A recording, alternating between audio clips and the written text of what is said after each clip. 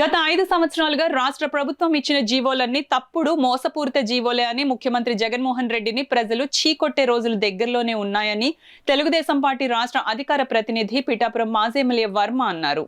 Telugu Desam party ఇచ్చిన పిలుపు మేరకు పిఠాపురంలో మాజీ ఎమ్మెల్యే వర్మ ఆధ్వర్యంలో ముఖ్యమంత్రి జగన్మోహన్ రెడ్డికి వ్యతిరేకంగా భోగి సంకల్పం పేరు మీద నిరసన కార్యక్రమం చేపట్టారు.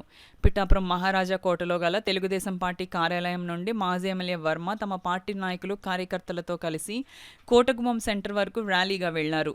అనంతరం రాష్ట్రానికి పట్టిన కీడు తొలగాలని గత 5 సంవత్సరాలుగా ముఖ్యమంత్రి జగన్మోహన్ రెడ్డి ఇచ్చిన జీవోల కాపీల జెరాక్స్ను భోగి సంకల్పం పేరు మీదుగా భోగి మంటల్లో వేశారు. ఈ సందర్భంగా ముఖ్యమంత్రి జగన్మోహన్ రెడ్డికి వ్యతిరేకంగా నినాదాలు చేశారు. ఈ సందర్భంగా మాజీ ఎమ్మెల్యే వర్మ మీడియాతో మాట్లాడారు. వేల మంది పిల్లలు 2,20,000 మంది పిల్లలు ట్రైనింగ్ అయితే స్కిల్ డెవలప్మెంట్లో దాని మీద తప్పుడు కేసు పెట్టాడు. అలాగే మరి తప్పుడు కేసులు 4-5 కేసులు పెట్టారు. అలాగే ఉచిత ఇసుక ప్రజల కోసం ఉచిత ఇసుక ఇస్తుంటే ఇసుక మీద తప్పుడు కేసులు పెట్టాడు. హైకోర్టులు చివాట్లు పెట్టింది.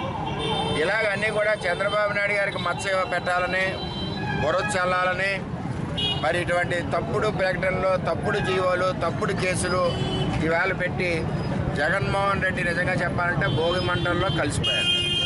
రాబోయే రోజు తెలుగుదేశం ప్రభుత్వం మరియు జనసేన ప్రభుత్వం, చంద్రబాబు నాయుడు గారు ముఖ్యమంత్రి అవుతారు. ఈ రాష్ట్రం ముందుకెళ్తే చంద్రబాబు నాయుడు గారి సారథ్యంలోనే ప్రజల యొక్క కష్టాలన్నీ కూడా మరి తీరుతాయి. మన రాజధాని మనకు వస్తే ఈ పనికిమాల జీవోలన్నింటి మీద కూడా ఎంక్వైరీ చేసి అప్పుడు దానికి సంబంధించిన వాళ్ళందరినీ కూడా బొక్కన వేయడం జరుగుతుంది.